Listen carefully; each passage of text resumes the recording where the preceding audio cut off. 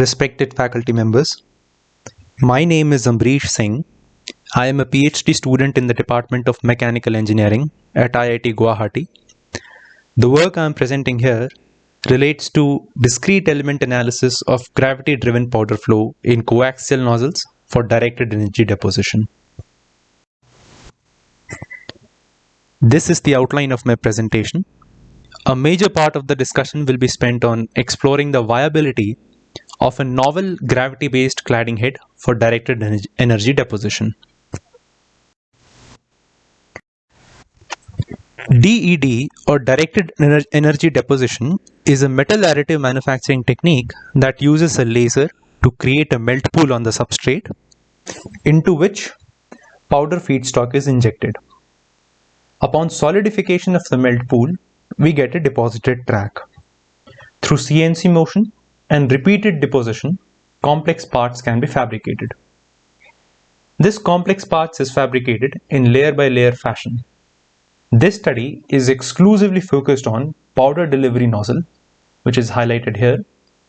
This is the powder delivery nozzle of the directed energy deposition. Often, inert carrier gases are used to carry powder particles and inject them into the melt pool.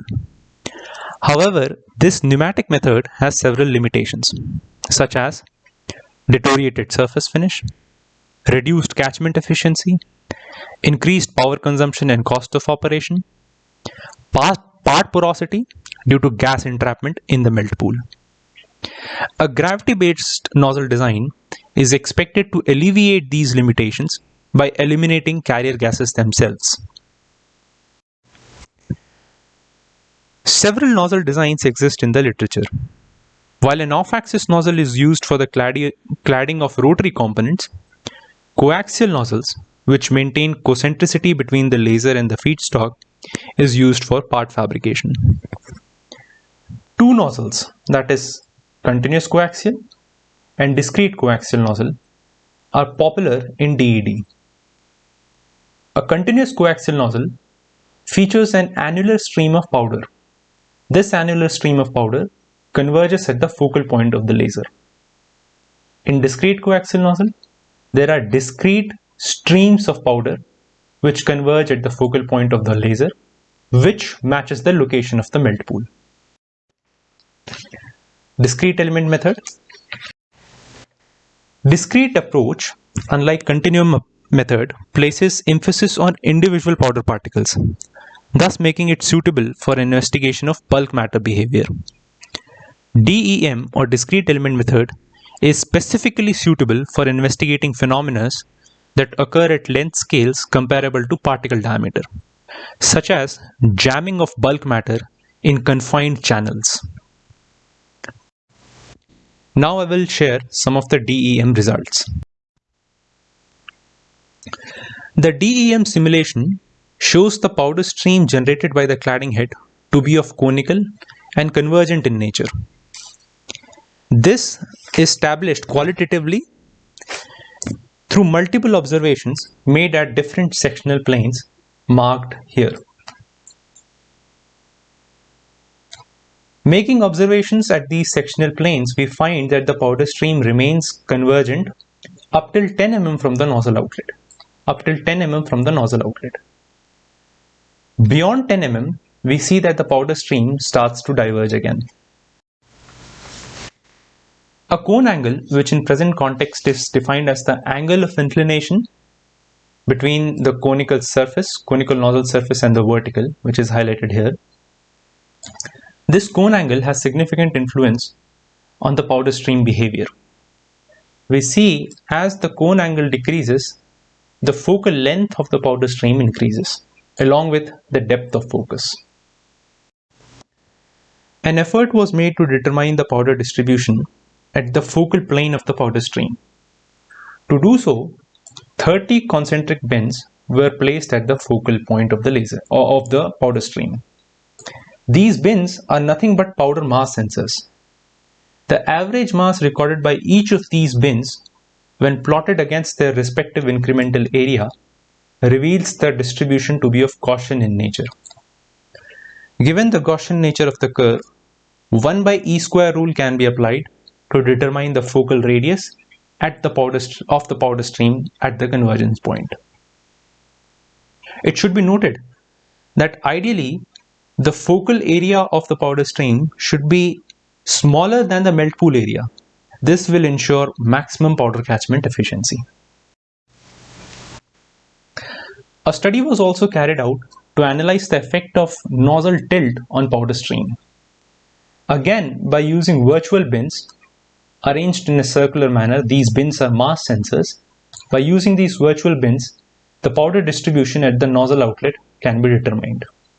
Here we can see 18 virtual bins. We can see that as the nozzle tilt angle increases, the powder stream distorts, the focal point of the powder stream distorts, which signifies a decreased catchment efficiency. This slide shows the variation in average powder mass recorded by each of the 18 bins as the nozzle inclination increases. It can be observed that as the nozzle inclination increases, the powder distribution gets increasingly more non-uniform. For a 0-degree inclination, each of the 18 bins receive more or less equal amounts of powder. Whereas for a very high inclination, say for example 10 degrees, we observe that each of the bins receive unequal amounts of powder. Some of the bins receive very high amounts of powder, whereas others receive close to zero. The variation in the powder mass flow rate is also evident from the coefficient of variation values recorded for each of these datasets. Upon comparing the discrete coaxial nozzle with continuous coaxial nozzle, the results indicated a more stable powder flow in the case of a continuous coaxial nozzle for the same channel dimensions and the same mass flow rate. We can see in the discrete coaxial nozzle, the channels are jammed, whereas for the continuous coaxial nozzle, we have a stable powder flow. Now I shall conclude the discussion. Powder flow under the effect of gravity alone in continuous and discrete coaxial nozzles is of conical and convergent nature, which is what we want. For a gravity-based system, decrement in nozzle's cone angle leads to increment in the focal length and depth of focus of the powder stream. The nozzle tilt angle has a significant influence on the powder particle distribution. The powder particle distribution becomes increasingly more non-uniform as the nozzle tilt increases. This emphasizes the movement of the substrate rather than the nozzle to fabricate complex parts with overhanging features. Finally, continuous coaxial nozzles show better stream characteristics than discrete coaxial nozzles and are less likely to jam. I would now like to talk very briefly about research at IIT Guwahati for a possible research collaboration in the field of additive manufacturing. Apart from improved cladding heads for directed energy deposition, we are also involved in toolpath for optimized part fabrication, thermomechanical modeling, use of friction stir welding for additive manufacturing. We are also exploring induction heating for use in additive manufacturing, and we are also involved in micro additive manufacturing. Thank you. Any queries are welcome.